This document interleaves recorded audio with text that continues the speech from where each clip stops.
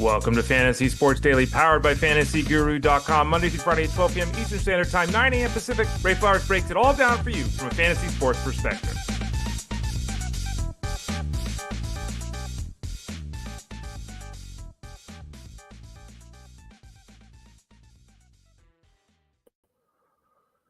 Hey there, everyone. Welcome to Fantasy Sports Daily. As you heard, powered by FantasyGuru.com. I'm your host, Ray Flowers. Lots to talk about today. We'll throw up the schedule for the show here in a few moments because, of course, we know that we love knowing what we're going to talk about. We love being able to plan. Also, it helps you as you're looking after the fact, trying to figure out when we talked about X and Y. We'll throw that up on the screen here in a little bit. Again, I'm Ray Flowers. You can follow me on Twitter, X, Instagram, Threads, Blue Sky, all those places at the Ray Flowers. Feeling pretty accomplished. I finished my Chewbacca Lego set last night. Didn't have a piece. Didn't have it. Was able to make it work. I needed a 4-piece square. Had 2 twos and was able to make it work. For some reason, they shorted me a piece. That's why you keep your extra pieces when you have them, though, because you might need them in the future. So anyway, feeling pretty accomplished about that. For those of you who don't know, Chewbacca, it's probably 18 inches. It's a pretty good size. 2,300 pieces, something like that. Anyway. No one cares. Let's get to it. I'm Ray Flowers again. I'm here with you Monday, Tuesday, Thursday, Friday, most weeks. Remember, the schedule is about to change. There will be no show this Friday. Next week, Monday through Friday, Justin Fensterman will be hosting the show. I'm taking my first vacation since before COVID, so I'll be out of pocket. That includes Discord. That includes articles, all that. So from July 25th to August 2nd, my first vacation in 6 years, I'm out of pocket. So Justin will be here on the show next week, Monday through Friday, hosting the show. So to check that out, I'll be returning then on, August 4th? It's August 4th, right? Yeah, it's August 4th. I'll be returning on August 4th here to the show. I will be on with Jeff Mans tomorrow on the Elite Sports Show. Jeff Mans shows on SiriusXM Fantasy Sports Radio Monday through Friday from 2 to 5 p.m. Eastern Time. I'll be on with him tomorrow, as always. I'm on Wednesdays with Jeff. That's why I'm not here. Obviously, won't be on with him next week. So getting a chance to get away, to have a little fun, little relaxation, hopefully, and come back recharged for the stretch run in baseball and the start of the football season. What are we talking about today? Let's throw it up there on that screen. Drafters.com, we got a deal. We'll talk about it in 1 second. We got a bunch of news here on the pitching front. Not different than at any other time. There's always updates there. So we'll talk a little bit about injuries, some good news, some bad news. Maybe Yordan Alvarez is going to play baseball again. Who knows? We'll talk about that. What is going on with William Contreras? Salvador Perez is a thing again. Is there a young hot catcher that we talked about yesterday that got an even better outlook today? We'll discuss that as well. I'll also visit with Armando Marsal in about 25 minutes. Armando's on with us every Tuesday. We're going to talk a little bit about the wide receiver position. What to do with Terry McLaurin. It's starting to get a little, we're starting to get to that point, right? Where it's like you got to start making decisions. Do we downgrade McLaurin because of the contract issues? We'll talk to Armando about that. Got an update on Chris Godwin, not good. Got an update on Brandon Aiyuk, kind of what we expected. Ricky Pearsal, though, what's going on with the Niners wide receivers? Tre Harris seeing his value increase with the situation with Mike Williams retiring. Some other players to talk about. We'll talk a little bit about the 4 to 6 point thing and touchdown passes. Armando writes about this every year. We'll talk a little bit about PPR, non-PPR, et cetera, with Armando Marsal. As you can see there, we do have a deal with Drafters.com. Let me throw that up on the screen right now. For those of you that have never played the best ball format, don't worry. If you go to FantasyGuru.com, you click that subscribe tab in the top right corner and get signed up for the fantasy football product, which is available right now. You can get all 3 of the pieces, which are DFS, seasonal, and wagering. You can get 2 of the 3 pieces. Obviously, you can just sign up for any of them, single as well. Send a note to support at FantasyGuru.com. If you got any questions, support at FantasyGuru.com. But if you sign up for that seasonal package, you get access to everything we have for fantasy football for the seasonal piece. And that goes throughout the entirety of the season. That includes rankings, articles, live streams, Discord access, all of that. And part of the preseason package, which again is full season long, is work by Tyler Beaker, who normally joins us on Thursdays. Work from Tyler Beaker in the best ball arena. And that's what Drafters.com is doing. Jeff Mans has been jumping in a lot of these Drafters.com drafts late in the evenings, trying to get people signed up there. Looks like we're going to have some overlay. We're going to have a really good chance of them not filling the contest. And they're going to pay out tons of prizes, millions of dollars in prizes. So sign up right now at Drafters.com. Read Tyler Beaker's articles on how to win, specifically with the Drafters.com contest. He's got rankings for the contest and everything. If you've never signed up there before, with drafters.com for their best ball tournament. Drafters.com/refer/elite.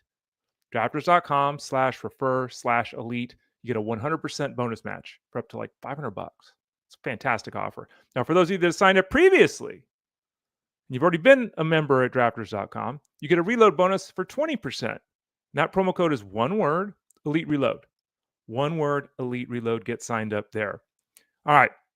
By the way, since we're talking about it, the show here, as you're all aware, I think by now it's tell a friend, spread the word. It'll be great to grow the audience here a little bit. Love our audience. You guys are all guys and gals, all great. No animosity, no anger in the comments and everything like that. I love seeing that here because there's a lot of negativity, obviously, in the fantasy space. So great work, everyone. Spread the word about the show. You can watch the show live or on demand, youtube.com/@ElitePlusNetwork, facebook.com/FantasyGuruHQ, Twitter X @FantasyGuruSite. And in those three places, you can leave comments and questions that we can talk about during the show. And then there's two other places or two other ways to listen to us just as a podcast. Go to your podcast network and type in Fantasy Sports Daily. Like, subscribe, all that good stuff there. And then you can also go to fantasyguru.com and click that Elite Plus tab at the top of the page and get signed up. All right, let's dive into the baseball talk. Shane McClanahan. Oh, boy. And this is yet again another example. I'm not in the center of the screen. Another example of why it's so difficult for folks to depend upon, though I know a lot of us are, depend upon guys returning from injury to give us something because all these guys are hurt. It's very difficult to go anywhere and not see negativity in terms of health. It's hard to go to the waiver wire. Davis Martin, woo, like, right? So we're all dealing with this. And Shane McClanahan was somebody, the great white hope, was going to help somebody here down the stretch. I have no idea. We've talked about McClanahan here on the show how many times? 10 times, 12 times? I don't know. And it's always a positive followed by a negative. And there's been more negatives than positives, if we're being honest about this. If you didn't see it over the weekend, he threw on Friday last week, Shane McClanahan. Now, McClanahan's average fastball is about 96 and a half miles an hour. In that outing last Friday, he was averaging 91. We got a problem. That's 5 miles an hour. He went out and threw a bullpen session on Monday of 10 pitches. That's not good. He can only make 10 pitches. So at this point, we have no idea when he's going to come back from the triceps issue. Remember, the triceps issue was no big deal, even though it looked like his arm fell off when it happened. We were encouraged and told all along things are good news, blah, blah, blah. It's not. It's not. At this point in time, I mean, legitimately, I don't know if he's going to pitch this season in the big leagues. He might have an entire season without a pitch. We'll see. We'll see how this goes, right? And you never know. Maybe we'll get some good reporting on him tomorrow and things will go in the right direction, though we've seen the good reporting with him and then the negative right after. So bottom line is this is just another reminder of what happens when guys have surgery. It doesn't always go well. The recovery doesn't always go well. The return doesn't go well. And counting on these guys to come back. Shane Bieber's another guy everyone's looking at. Not going well for Shane McClanahan at all. And at this point in time, just don't know. Tanner Scott, not good news with Tanner Scott. More than likely is going to end up on the injury list. He's going to end up on the injury list. Tingling, burning, tweaking, fizzy. I don't know I forget what the term was, but he left the game with forearm soreness. Not good at all. And this obviously is a situation to monitor closely because Tanner Scott, especially in Souls leagues, has been really good. There have been bumps and bruises, ups and downs. We know that with him. But overall, he's been exactly what he was drafted to be. So what does this team do now if he is indeed out? Kirby Yates, Alex Vesia are probably the 1-2 punch working the ninth inning. Yates is the right-hander. Vesia is obviously the lefty. So, this would be Blake Trinan on the injury list, Michael Kopech on the injury list, Evan Phillips on the injury list, and Tanner Scott on the injury list, which you could make the case would be 4 of their top 5 relievers on the injury list. So really rough for the Dodgers. For Tanner Scott, we'll hold our breath. But Kirby Yates, Alex Vesia, again, are the 2 guys that we should be targeting in saves leagues in short order. Chris Jung, the former pitcher, the 6'10 right-hander, that oddly threw like 89 miles an hour, who's now the president of baseball operations for the Rangers, was talking about Nathan Eovaldi. The hope is that Nathan Eovaldi, who's got a back issue and, had to start push back last time out, hopefully will be ready to pitch and able to pitch on Wednesday. Yeah. So he was supposed to pitch on Sunday against Tarek Skubal. This would have been exciting. Didn't happen, of course. Now we're hoping Wednesday in the series finale against the Athletics. Obviously, in Eovaldi's case, he has been fantastic. He's pitched better than anyone could have anticipated. He's also had the bumps and bruises, which have been part of his game for a long time. Though he's been much healthier the last couple of years, but he's an aging guy and all that kind of stuff. So we'll see if he can make it back out there. Positivity. So, all hope is not lost. It doesn't look like it's certain he's going to end up on the injured list or anything like that. But that's a situation to monitor closely. Obviously, the Rangers desperately need him, and he's been, again, terrific in the fantasy space. Some positive news here. The guy coming back from injury, Luis Gil, is going to make a minor league rehab start at AAA tomorrow. That might be it before he's returned to the big leagues. He might need one more start. A lot of it will depend upon how he looks and feels. Last time out in his second rehab start, he went 3 1/3 innings. So I'm going to say he makes 2 starts more, including tomorrow. So tomorrow, one more start before we get him in the big leagues back in early August. That seems to be reasonable at this point. Obviously, Gil would be a huge addition in the fantasy space and for the Yankees. He'd be a huge addition if he's the guy that we saw for the majority of last season and not the guy that we saw at times last season. Because you remember, he was one of the best pitchers in baseball to start the year. Then he fell on his face for like 5 starts. Then he recalibrated and finished out pretty strong. Don't forget, he had well over a strikeout an inning last year, 10 plus per 9. Walk rate is an issue. Last year it was 12%. That's terrible. And that speaks to the uncertainty from start to start. Seeing a guy coming back from an arm injury, seeing that guy have a career walk rate of 12.5%, tough to get super excited about him in the short term, but he's got a live arm. He got tons of outs last year. And in a space where we're all kind of dealing with issues, as we're talking about, Luis Gil is not a bad stash at the moment. We'll see how it goes. Tomorrow's a big day for him, obviously. Excuse me. Another guy that was supposed... Let me take a sip of water here. I got it in my throat. Another guy, by the way, look at how cool this... This is not one of the mugs I did, but I am part of the ceramics community now here in the Bay Area. Look how cool this mug is. Someone did this thing. I mean, it's like... This thing is like made by a machine. It's fantastic. We did a mug exchange. Someone got my crappy mug. I got that really great mug. Dave Dombrowski, the president of the Phillies, talking about Andrew Painter yesterday. And Andrew Painter, coming back from his own arm injury, Painter roundly regarded as one of the top 10 pitching prospects in all of baseball, if not top 5. Might have been the number 1 guy before he got hurt. We were all hoping and kind of planning on him pitching down the stretch here for the Phillies. And again, the president of the Phillies basically said, here's the quote: Painter isn't guaranteed a spot in the rotation at any point. We've always said July-ish he'd be ready to join the rotation, not that he was going to join the rotation. He's never been told that he's joining the rotation. We'll play it by ear, see how he's throwing, how our club fits together, unquote. So if you've been holding on to Andrew Painter, his ERA is 5. His WHIP is about 1.45. He's walking over 8% in his 12 starts at AAA. So he's not pitching great. Still, great talent, luminous future, all that. But so if you have been waiting on Painter, if you've got one of those NA spots you can hold a guy on, or you got a minor league spot, that's one thing. If you're just holding him on your bench, or just tough to trust because he's not pitching great, and the president of the team basically said, we don't know if we're even going to see him this year. So that's a little disappointing. Of course, a couple of dominant outings, 5 innings here, 9 strikeouts, 5 1/3 innings here, 8 strikeouts, 1 run allowed. We could see him up in August, but not a certainty, which is a little bit disappointing at this point in time. Chris D said that is the problem with large contracts to pitchers, especially relievers. They always get hurt. Yeah, we talked a lot about this. It's the price of doing business, Chris, and it's something how many times have I said here on the show that it's a race against the clock? Everyone knows these guys' arms are going to blow up. The teams giving the contracts know their arms are going to blow up. Everyone knows it.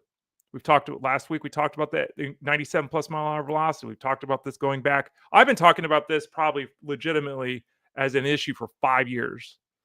Not that I was the first person to talk about this, of course, but I was at the early forefront of the concerns with all this stuff.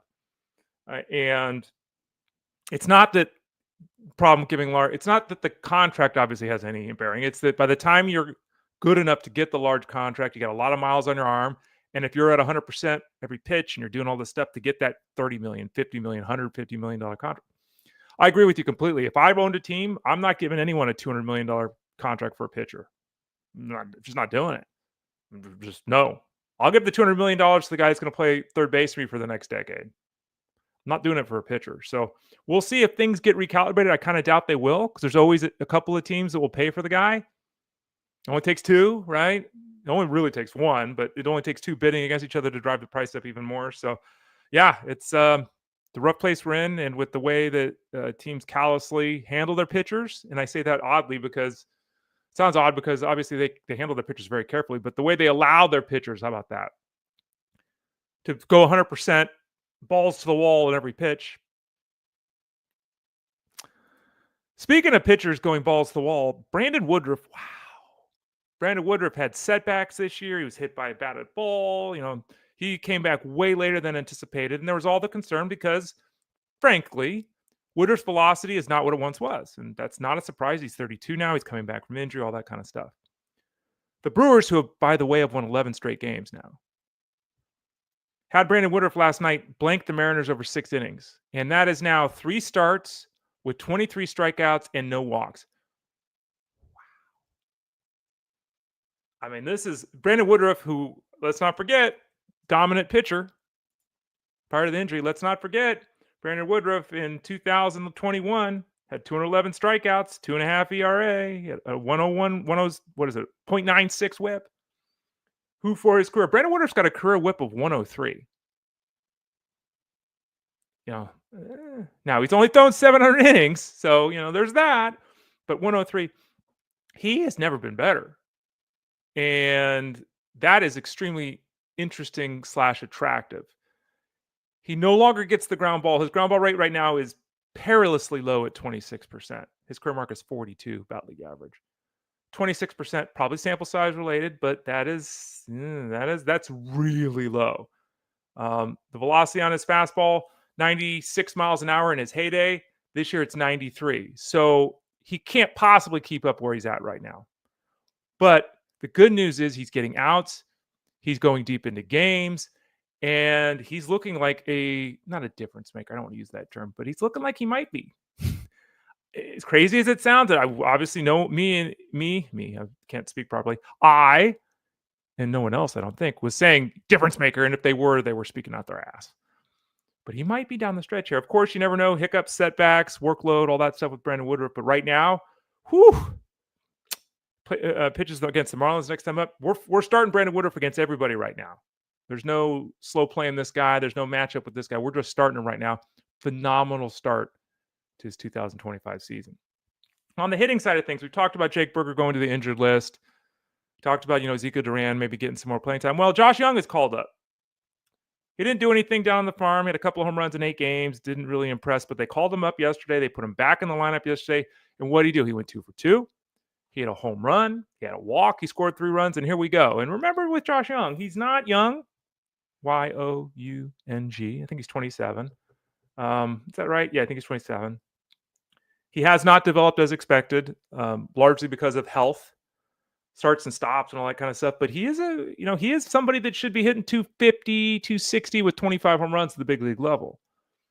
So, those of you in very deep leagues with corner infield spots, maybe. I released Jung when he was demoted most recently in my Tout Wars, which is a 15-team league. So again, this is not really actionable data. But if Josh Jung has a big week, if he goes 7 for 18 this week or something like that, he's going to be someone people are adding this weekend. So just keep that in mind. Put him on that watch list. Obviously, playing time when Burger returns, he'll have to produce, or we're in that same dilemma as before. But a really nice start to his return with those couple of hits and the 3 runs scored for him. Speaking of guys that's really hitting, everyone's talking about Eugenio Suarez as they should be. Another home run last night. What about Salvador Perez? Another veteran guy with power, another veteran guy that doesn't steal bases and batting average ain't great shakes. But Salvador Perez has got 11 home runs the last month. And after that slow start, disappointing start where nothing was really happening, he's got 11 home runs and 26 RBIs his last 30 games. And we're cooking with gas. He's 35. He's just, but all of a sudden, And this is the thing with a lot of these veteran players, and it's one of the reasons why, as you're all aware, I think I like Roto versus head-to-head. In the head-to-head scenario, Perez has been all over the place. In Roto, he's right back where he's supposed to be. 17 home runs, 60 RBIs in 96 games. Bottom line is with Perez is we keep waiting for the fall-off to happen, and he's 35. What is he, 35? He is 35. Like we're getting to that point. But he'll qualify at first base and catcher next season again. He's well on his way to another 25 home run, 80 RBI season. And he's on fire right now for the Royals. Now, speaking of the catcher spot, Kyle says, is Suarez the NL MVP? Not if he gets traded to the American League. He's going to get traded. He's going to get traded. There's no way around that.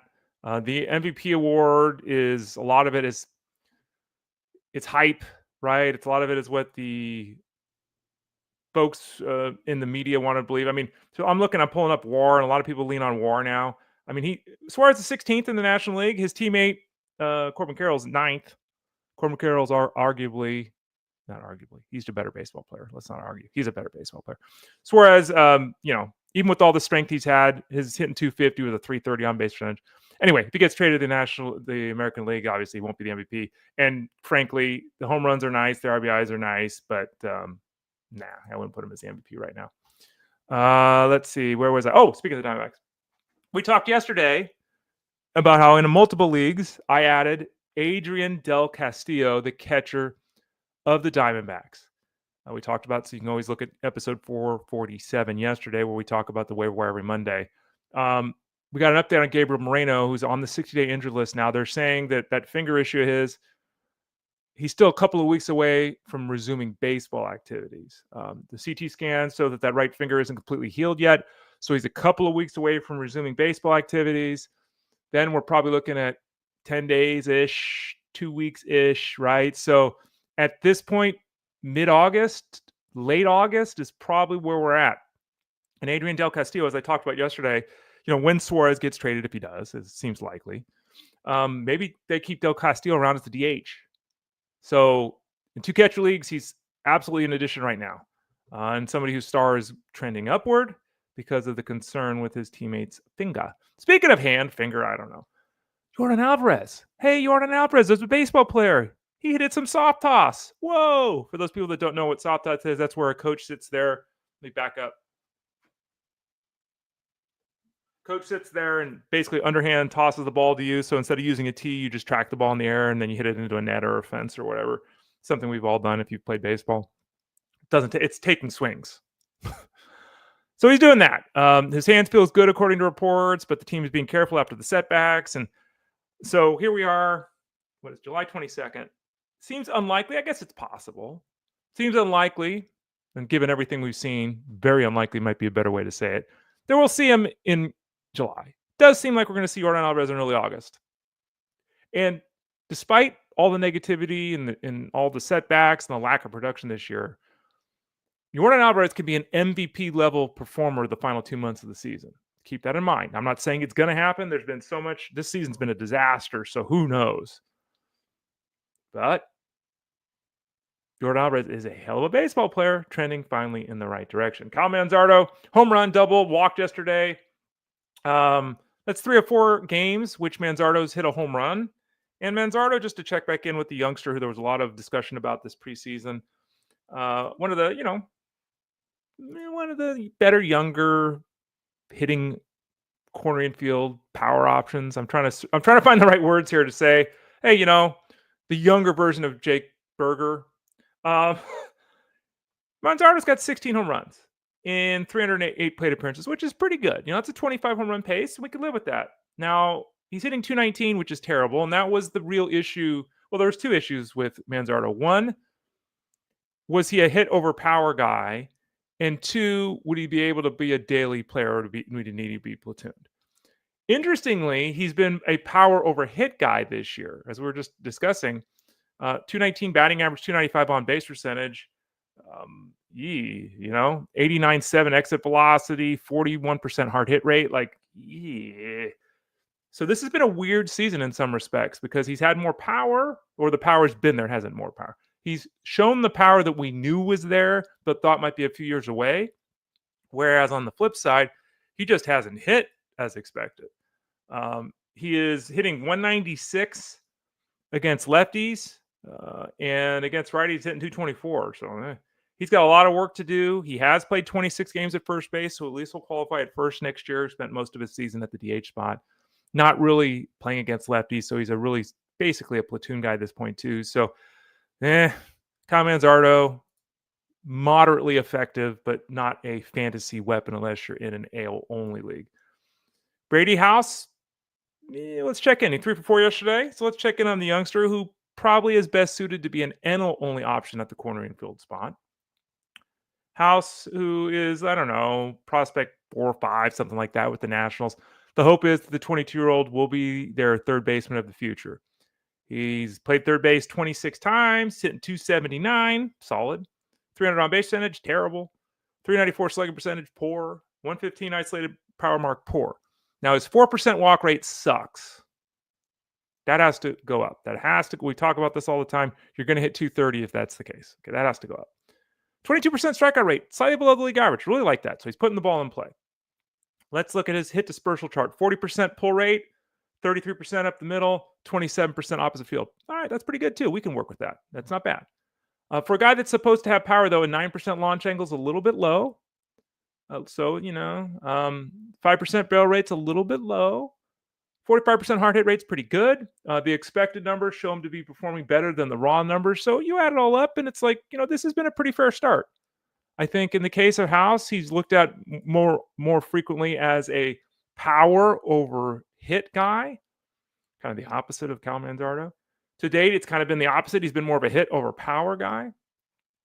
Solid start to his career. I'm most intrigued by the fact that he's got the 22% K rate, which again, I think is a really impressive number for a youngster. I will note that a 37% O swing rate, those are swings on pitches outside the strike zone. It's not a very good number. So that K rate could go up a little bit here moving forward. Moderately effective, not somebody, again, in most mixed leagues that we should be worried about at this moment. Next up, Anthony Santander has got that shoulder issue, and while we were hoping he'd be back sooner, it's later that's going to happen. He's still a couple of weeks away from swinging. They're still calling him week to week. There's no timetable for his return. He hurt his shoulder back in May, and it's been just a disaster. So best case scenario with Santander is probably the second half of August. About a month from now is probably the best case. It might be into September. You know his name, you know his contract, you know his production, all that kind of stuff. But even when he comes back, he was so bad before he got hurt and admitted when he went on the injured list, I just couldn't do it. My shoulder was jacked up. Whew. So the Blue Jays might have to just eat the contract in year one. And that might be what we need to do in the fantasy space. But we'll keep an eye on this because there's always a chance. He hit 9 home runs with 25 RBIs in September, has a huge month, right? We've seen him do things like this in the past. Right now, a very lukewarm support, though, for Anthony Santander. Before we talk some football with Armando Marsal, one final guy to talk about. William Contreras had a double, drove in a run yesterday. And Contreras, let's give him credit for playing through the hand injury. I think we're going to give him credit for it. Let's give him credit for it. He did play. He has been and was playing through a broken hand that they took a while to diagnose and all that kind of stuff. Has to be what the issue is here, right? His strikeout rate's never been better. His walk rate's never been better. Love seeing that. X velocity is a career low. Barrel rate's a career low. Hard hit rate's a career low. Expected slugging percentage is a career low. Isolated power mark is a career low. Like, this is just, I'm putting this all in the hand. He's 27 years old, and he's just too good to have this happen. This kind of looks like a lost season. Now, again, we talked about the Brewers. They're 11 games in a row. They're winning. They're surging right now. And there's always a chance he picks it up, right? This is a tremendous offensive player. Don't forget, most people had him as their number one catcher coming into the year. Next year, we'll get all the articles in the preseason. Oh, it was his hand, and don't worry about it. And he's still a top 3 catcher. That'll happen next year. It'll be him, Smith, and Kyle Raleigh, obviously. Lukewarm support for him turning things around here in the second half. Hard to see it happening, but give him credit. Still has a 350 on base percentage, still working the count. I'm hopeful that we'll see better than we've seen to date with William Contreras, but the data is just not supportive of us turning the clock back to last season when he was arguably the best hitting catcher in baseball. So keep that in mind moving forward. Okay. There's the baseball talk. On Tuesdays at about 12:30 Eastern Standard Time and about 30 minutes into every show, Tuesday through Friday here on Fantasy Sports Daily, we have a guest come in. And on Tuesdays, it's Armando Marsal. He's a guy you know. He's a guy you've seen. He's a guy whose articles you've read, whose advice you've taken, whose podcast you probably listen to, Mind of Marsal.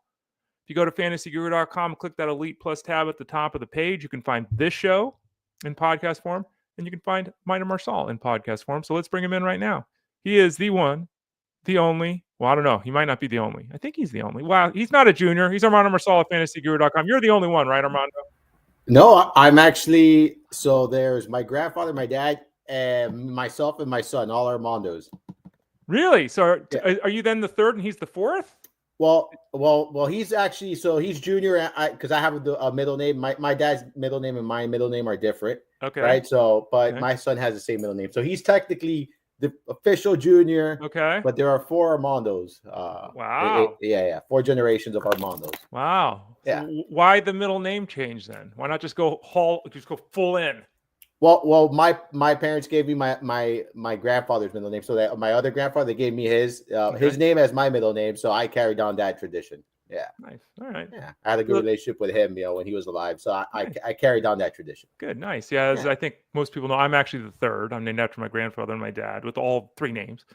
I tried to get my brother and his wife at the time to name their son the 4th. Because I wasn't planning on having any kids. She did not like that idea, so they did not do that. I tried, Armando. They did not take your advice, Ray. No, she did not listen to me on that level, which I don't blame her for. But yeah, well, cool. I didn't know. I'm glad I asked. Yeah. So he's the first. He's the first. I'm technically the first, right? Technically the first. Okay. Armando Marsal. You can find him on Twitter X at Armando_Marsal.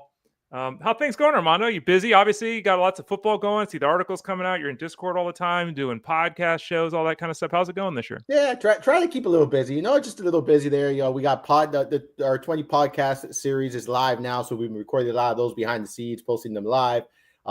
New episode of Mind of Marsal went live yesterday. Tyler Beaker and I discussed we had a good discussion of as far as drafters contests are concerned. We currently have a partnership with them. We have obviously a reload and a first-time deposit bonus. I know you have that, but we could pull that up as well. And we have that going on right now. You see it right there. So we talked about that roster construction because it plays a little bit different. It's a different, game than it is in other, platforms. So we talked about that. We had good discussion there. We got obviously the League Sub Series. Those articles started going live last week, and we got one coming out. We have 3 coming out this week as well, so keep an eye out for those. I know there were some questions as far as tight end premium. That one's going up later in the week, so there will be a league setup article for that kind of format, plus other formats here have PPR standard. We have keeper formats, 6-point versus 4-point touchdowns. So all of that will be on the site. Keep an eye out for that. Plus, I'm working on the target shares. So where the quarterbacks throw the football, we talked about that before. I'm still working on that spreadsheet. That'll be live later this month. And then I know we've been asked about the auction draft books. Those will be going August 5th is the date, the launch date for those draft books. There's going to be 3 different formats. There's going to be Superflex, half PPR, which can be used for PPR as well. And then there's going to be tight end premium. So keep an eye out for those coming out August 5th there on the site. Yeah, and I think next Friday, or is it this Friday? This Friday, the 25th, I don't even know what date it is. So just in a couple days, Justin Fensterman and I have a series of 4 articles about auction drafting. So that'll be out this week, as Armando's talking about the draft book, which has got the rankings in essence. That'll come out on August 5th. So check that out on Friday. 4 articles. We'll have a players to target and fade in auctions. I'll be doing hey, this is how you set up an auction. This is what you need to do when you go to the draft or the auction, excuse me. And then Justin will be giving some advice on how to actually handle the auction. So hopefully folks will enjoy all of that. So lots of stuff. As Armando said, click that subscribe tab in the top right corner at fantasyguru.com. Get signed up. Send a note to support@fantasyguru.com if you have any questions. Get in now, right? It's all season long. You don't want to sign up 3 days before your draft and then try to read 112 articles. You can. I wouldn't recommend it. There is a lot there. There's constantly new stuff on a daily basis, basically moving forward here. So check it out over at fantasyguru.com. Let's get into some of the news, Armando. One of the guys that we've talked about before, everyone's talking about, and I used to say, I'm not worried. I'm getting a little worried. Terry McLaurin. He basically did that interview last week and said, We're hearing the team's not even talking to him, which sounds bizarre to me. The Bengals are doing the same thing with Trey Hendrickson. Like, I don't understand what's going on here. There are reports that now Terry McLaurin might be traded. Like, these things are starting to happen. I don't think that's going to happen. I think he's going to sign a contract extension with the Commanders. That would be my guess. But you dropping him on your board at all? Like, this is starting to get. We've got plenty of time, but this is starting to get a little concerning with Terry McLaurin. Yeah, it is definitely not ideal, right? It's one of those situations where you look at it in recent years, and most of the time, these situations kind of work themselves out before the start of the season. There's a lot of noise, a lot of concerns. This early on, I don't start moving players on my board. Tyler and I talked about that yesterday on the podcast. We really don't start moving players on the board just yet, up or down all that much with news. But this is one of those situations where I am keeping a very close eye on, and I'm not as comfortable as I've been in years past. We've had the T. Higgins situations. We've had, other situations of big names in recent years where we say, no, it's going to be okay. We're all in. I am a little bit concerned here. This does look a little bit messier on the surface right now than we've seen in other situations. So it's one I'm keeping a close eye on. It's not making me, and again, I'm only doing best ball drafts right now, and I do a lot of volume. So I'm still drafting McLaurin at this moment. But it's one of those situations where I might say, instead of going from 25-30% consideration, maybe I go 20%, 15%, and kind of reduce that a little bit. Not making drastic moves right now, though, right? But this is one of those situations that you have to keep a very close eye on. And if you're drafting, late August, before the season starts, and this is still up in the air, I think it's time to kind of panic a little bit and say, okay, this might not get worked out, before the season starts. Another wide receiver, this one, though, coming back from an injury, not a contract-related scenario, is Chris Godwin. Got the ankle issue. There was a report yesterday that he's not ready for team-related activities to start camp, and it, set through the fantasy space people's hair on fire. Like, no one could see. I'm looking everywhere, and it's like all these people seemingly thought everything's fine with Chris Godwin. His leg was sideways. Okay, it wasn't a simple ankle sprain. He had injury, he had surgery, all this kind of. Were you surprised by that? The fact that, oh my God, he's not ready to go. He may not be ready for week one. That was always in the range of potential outcomes here with Chris Godwin. I personally don't think anything changed. Like, you're talking about moving a guy up and down the board. I wouldn't have moved him with the news yesterday, but it seemed like a lot of other people did, Armando.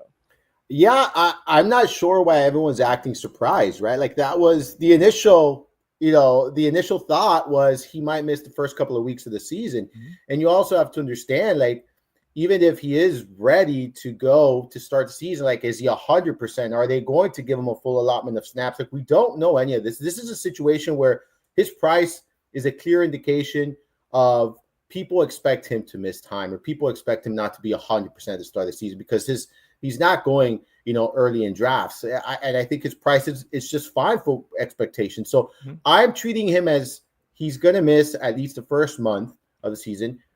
If he gets there before, great. If he doesn't, I had those expectations. I expect him to miss the first month, and then it's going to be, a process to get up to speed. It's not going to be he's going to be Chris Godwin catching 10 passes a week the first week of the season. At least that's the way I'm approaching him. Now, if he exceeds those expectations, this is great, because I'm not paying a high price for him. Right. But it's one of those situations where I think you just have to have realistic expectations for some of these players, right? Like you mentioned, it was a tough injury. I think it happened in week 7, if I'm not mistaken, or week 8.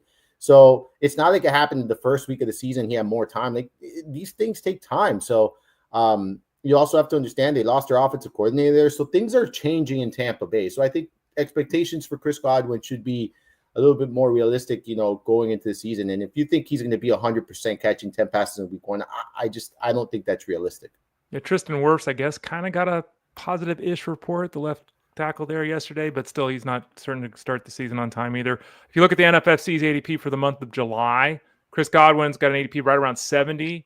Yeah. 34th at the wide receiver spot, which is what Armando's talking about. You're taking him as a bottom level wide receiver 3. Seems fair. But yeah, I was just surprised yesterday by so many people being like, oh my gosh, we have to redo our draft boards. It's like, what were you thinking? Yeah. Brandon Aiyuk, same kind of thing. I get the sense that some people thought week 1 was in play. It's not in play. All right. He's not going to be ready for week 1. It would be shocking if he is. He had multiple ligament tears in his knee last season. It was a midseason injury, like Armando was just talking about with Chris Godwin too. So he was put on the PUP list to start the year. Who cares? That okay, we'll continue to monitor that, but you should, in my opinion, be baking in he's missing game action. Ricky Pearsal, though. Ricky Pearsal is the guy that, we know Juwan Jennings is going to be there. Deebo Samuels is gone. The debate really is Jennings or Pearsal, like which guy would you prefer kind of thing. At this point in time, I think I've been on the Jennings over Pearsal train anyway. But with this news of Pearsal, who was placed on the physically unable to perform list as well with his hamstring injury that was supposed to be no big deal, that happened in May, it's now July. What are we doing with Ricky Pearsal? Is this a guy unlike some of the other guys that we should be nervous about, or there's still plenty of time and don't panic at all? So these soft tissue injuries are always a nightmare for me. I'll be honest with you. Like I look at them, like man, like it can go in so many different ways, right? Because if they're not 100% when they get back, that could be re-aggravated pretty easily. They could be even more significantly, they can worsen. We've seen that happen before in the NFL. So for me, I'm concerned. I really wasn't investing too much in Pearsal where he was going at his current price tag. So he's coming off, and we're looking at underdog ADP. He's coming off the board wide receiver 41. So top, as a wide receiver 4/flex option. I wasn't taking him there. I wasn't comfortable taking him there. I think this is a situation where if his price does significantly start dropping, I will take some shots on him, but I wasn't investing him. I'm with you. I think it was Team Jennings here. When you're looking at this receiving group, that's who I was invested in. You obviously have that concern now with Jennings, maybe not signing the contract, not getting it. He's unhappy about that as well.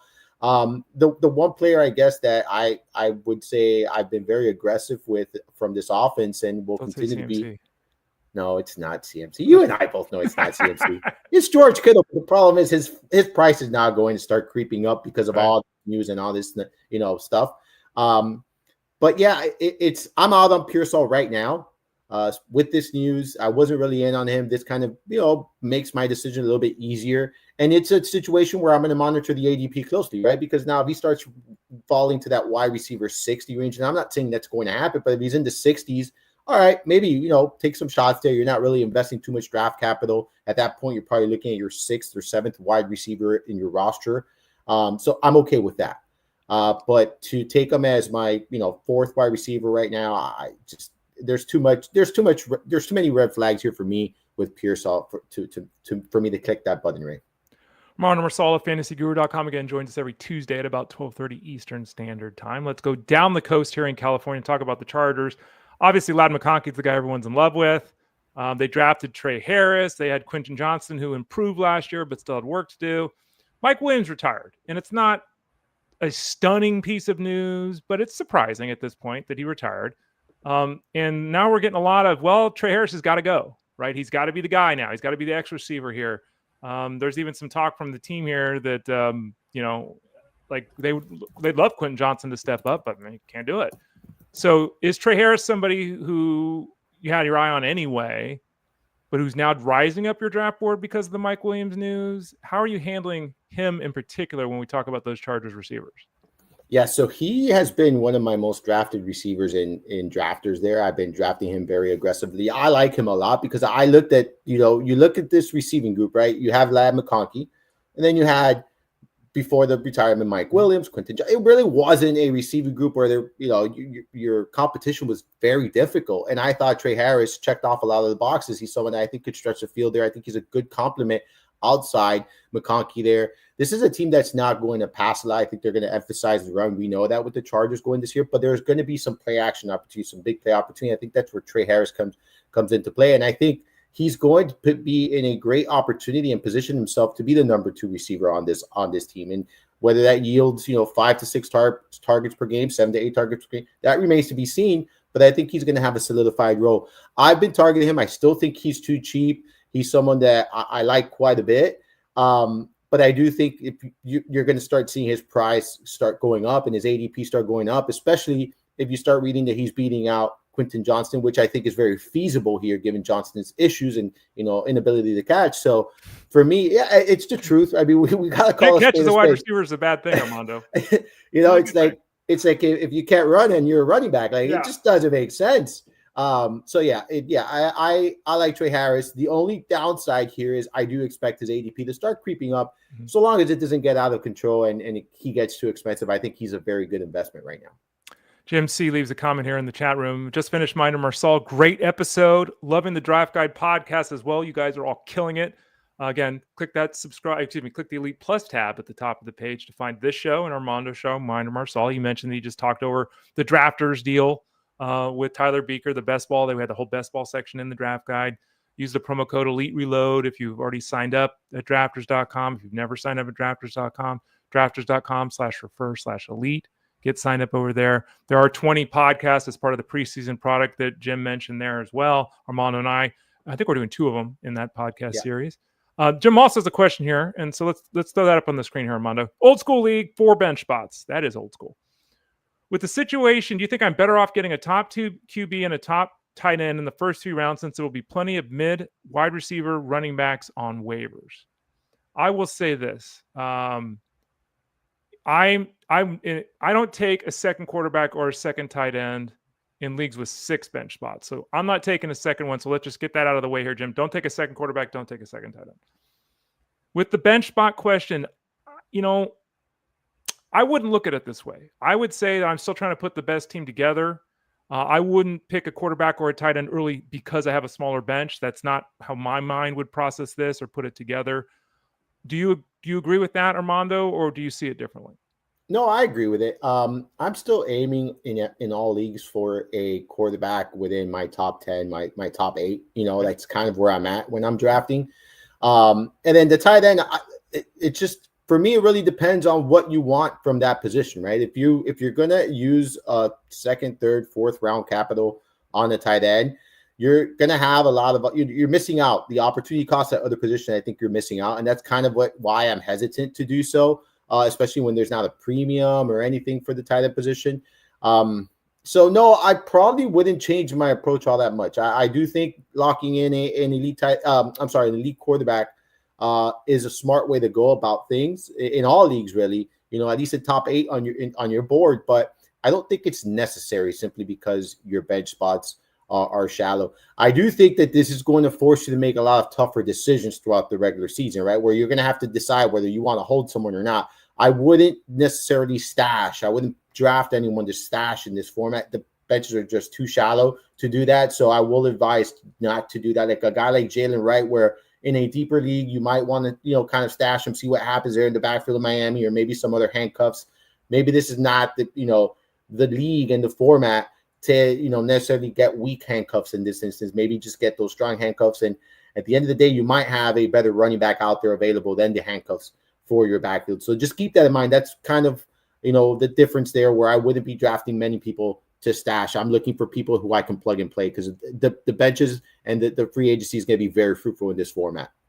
Angelo mentioned that he drafted a second quarterback and a second tight end yesterday in a 10-team league. Ooh, don't do that. That's a mistake, straight up. So I'm glad to see he rectified that. He added Jerome Ford and Dylan Sampson today. I don't know if that's the right move or not in a 10-team league, but at least it's better than the second quarterback and second tight end in a 10-team league. We're talking about tight ends. Let's continue that discussion here. The Seattle released Noah Fant, so he's out of the mix. We'll see where he ends up or whatever. Elijah Arroyo, is somebody that, anything here? We're talking about tight ends. To me, he's in that second tight end bucket. I don't draft second tight end, so I don't care. To me, he's just an in-season pickup. But there will be some hype there, the youngster, and getting more playing time. Is Elijah Arroyo somebody that has your eye? No, not really. I mean, especially now in redraft formats, like you mentioned, the 10, 12-team leagues, even 14-team leagues, really not going to be in my player pool, simply because I don't take a second tight end. Perhaps in a best ball format where you're drafting 2 to 3 tight ends, sure. Or maybe in a tight end premium league where you can actually flex tight ends, sure. But in a redraft, PPR, half PPR, standard scoring setting where it's 10 to 14 or even 16-team leagues, probably not going to be in my player pool, Ray. I'm like you. I don't find the need to draft a backup tight end. I think you can always pick one up off waivers and plug and play on a bye week or if injuries are concerned. Because at the end of the day, that backup tight end is going to be pretty much equivalent, unless you're using 2 early draft capitals on tight end. It's going to be equivalent to the one you're holding on the bench. Very, very volatile, high variance, low floor, high upside kind of player out there. Armando Marsal of fantasyguru.com joining us here on the show. Armando, let's continue the tight end discussion. Cole Kmet signed I think it was like a $50 million contract. Obviously, the Bears drafted Colston Loveland this year. This is a weird scenario because, you draft Cole Kmet's not Mr. Block. He's Mr. Catch, right? Colston Loveland's taking his job in essence, but the offense is going to feature some 12 personnel. There's no way around that. Ben Johnson ran a ton of plays out of 12 personnel last season. They'll probably do the same thing here. Cole Kmet, any interest at all? Let's say it's a tight end premium league. Is there interest in Cole Kmet, or is it Cole Kmet's going to catch 2-3 passes? He's going to give you 6.5 points a week, and the only way he's ever a thing is if Colston Loveland's shoulder doesn't get right. Yeah, I just think there are too many mouths to feed here. I think that, you look back at last year, he had a 10% target share. If you look back at the offense, Ben Johnson, like is Cole Kmet going to be consistent here? I don't think so. I think there's going to be volatility. I think that you're going to see a lot of touchdown dependent performances out of him, where his big weeks are going to come when he finds the end zone. So no, I'm not too interested in him. Even if Loveland isn't 100%, like I still think it's going to be a struggle for consistency from Cole Kmet. So that's my concern with him. It's just there are too many mouths to feed here. They have a good set of wide receivers as well. I think they're going to, try to run the football here too. I know Jeff Mance is big on DeAndre Swift. They have a good backfield there, in Swift and Johnson. Like, there are a lot of pieces and a lot of mouths to feed in this offense. I just don't know if consistent production for him is going to be a thing here in 2025. Angela says Ray can wear his Nyheim Hines jersey again. I could not wear Nyheim Hines jersey because I'm pretty sure it wouldn't fit me because he's a pretty small dude. But yeah, who did he sign with? It just happened in the last 24 hours. I'm trying to pull this up. I don't even remember. Hold up. Yeah, Chargers. Yeah, Chargers. Yeah. But yeah, I don't have a Nyheim Hines jersey. Good for him though. He hasn't played since 2022, I think. So let's hope he can actually get back to being a usable piece here. Armando, you mentioned a series of articles that you do, and you do them every year. Things like the target share for the quarterback. Another article that you write every year is the quarterback. 4 passing points for a touchdown, 6 passing points for a touchdown article. Give us a quick hit. Does it matter? Because a lot of people say, oh my gosh, you could change everything. Does it really matter if it's 4 or 6 passing points for a touchdown? No, it doesn't. Unless the quarterback is throwing 50 plus to touchdowns, or that's when you start seeing like the significant difference, like you're talking about 48, 49, like the numbers you don't see on a consistent basis and regularly in the NFL. Like that's kind of when it makes a difference. And in that instance, it's an outlier season. That's the way I view it. It's an outlier season. You were not part of that outlier performance if you didn't draft that quarterback, like when Mahomes did it a couple of years ago or several years ago, whenever it was that it was last done. That's when it's a big difference. But it's not that significant when you go from 6 to 4. Everyone always asks, "Oh, am I taking the quarterback in the first round?" No, you're not taking the quarterback in the first round. No, we're not taking the quarterback in the first round, Ray. We're continuing to draft them accordingly. All right. I do think it balances out the playing field a little bit with the rushing ups, with the rushing quarterbacks, right? Like it kind of balances it out, especially for like the Joe Burrows of the world, like those kind of quarterbacks where they are throwing a lot of touchdowns. It maybe balances the playing field and then not forces players to go and get a rushing quarterback, let you get a pocket passer. Because I know there are some players that they don't like the pocket passers at this point anymore because of the rushing upside. So it balances that playing field, but there's no significant difference. You mentioned writing a series of articles right now. There's league setups for PPR, for standard leagues, for keeper leagues. You've got a series going over at fantasyguru.com. Remember, click that subscribe tab in the top right corner. So I wanted to ask you, what is your preference? If someone's setting up a league, non-PPR is the best setup, half-point PPR is the best setup, full-point PPR is the best setup. How would Armando Marsal set up a new league or enter a league that he's never been in? Which setting would you click on the box?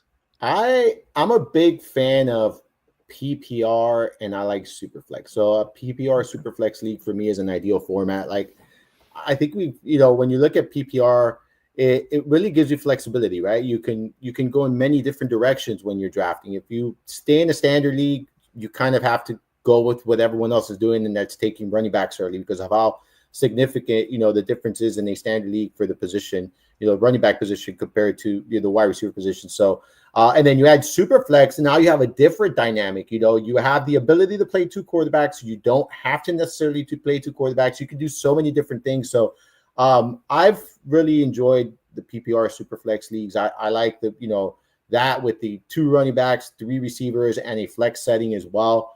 No defense, no kickers. If you want to do defense, IDP flex spot is the way I would do it. Maybe I'd, incorporate one and then add a second, and then until you kind of maybe can get a handful. I think it does make it very fun. Kicker defense, in or out, by the way? Oh, I'm out. I'm out. Okay. I mean, when we get asked defensive questions, kicker questions, but guys, come on. We cannot project for kicks. We cannot, and not only that, it's just extra points, and then the 50-yard field goal that it's 6 points. That's a touch. Come on, you're going to give this guy 6 points for a 50-yard field goal. I don't want to get beat by a kicker, Ray. I guess that's the end of it. I don't want to get beat in a fantasy football league by a kicker.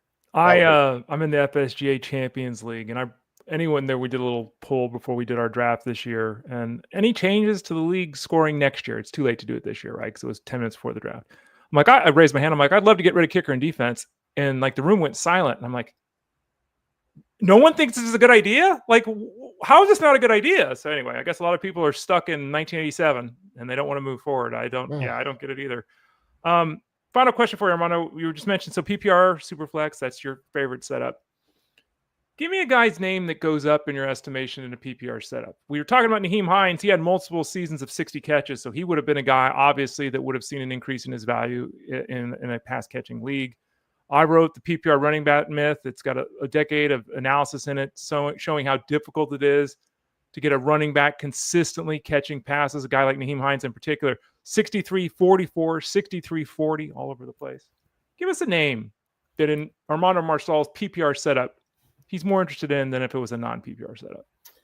Yeah, so if you read the article, the PPR article, I point out 2 running backs. You mentioned Hines. I'm going to point out 2 other running backs, Devon Achane and Alvin Kamara, both over 4 more fantasy points per game in a PPR setting than they did in the standard. And it's just because of their role in the passing game, right? Like a lot of their production came from, the passing here. And you look at it, so 46.1% of Kamara's scoring came from receptions and receiving yards, 45.7% of Achane's production came from receptions and receiving yards. That's a significant number. That's basically half of their production came from receptions and receiving yards. Now, you are going to get receiving yard statistics and standards, but not in receptions, right? So you're taking a lot away from, and if you pull Achane's number up, and I don't know exactly how many receptions, I'll tell you right now, because I think it was in the 60s, 70s. Yeah, so he was 78 receptions. You're talking about 78 fewer fantasy points in one setting over another.